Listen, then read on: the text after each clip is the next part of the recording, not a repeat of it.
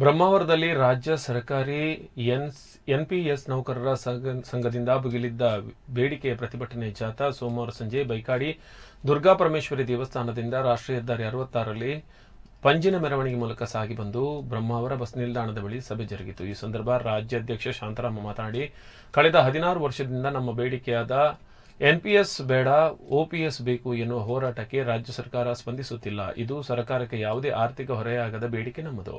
ಬೇಡಿಕೆ ಈಡೇರಿಕೆಗಾಗಿ December 19ರಂದು Bengaluru freedom ಪಾರ್ಕ್ನಲ್ಲಿ ಮಾಡು ಇಲ್ಲವೇ ಮಡಿ ಹೋರಾಟಕ್ಕೆ ಸಂಘದ ಸದಸ್ಯರ ಮನೆಯವರೊಂದಿಗೆ ನಡೆಯಲಿದೆ ಎಂದರು.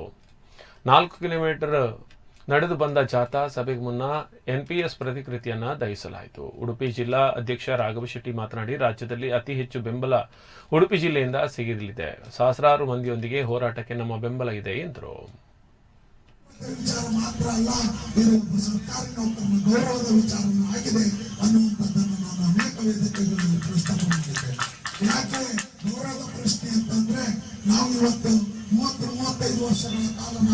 ಸರ್ಕಾರಿ ಸೇವೆಯನ್ನ ರಾತ್ರಿ ಹಗಲು ಅನ್ನೋದೇ ನಾವು ಮಾಡ್ತೇವೆ. ಚುನಾವಣೆಯ ವಿಚಾರ ಮಾತ್ರ ಅಲ್ಲ, ಇದು ಸರ್ಕಾರಿ ನೌಕರನ ಗೌರವದ ವಿಚಾರವೂ ಆಗಿದೆ ಅನ್ನುವಂಥದ್ದನ್ನು ನಾನು ಅನೇಕ ವೇದಿಕೆಗಳಲ್ಲಿ ಪ್ರಸ್ತಾಪ ಮಾಡಿದ್ದೆ.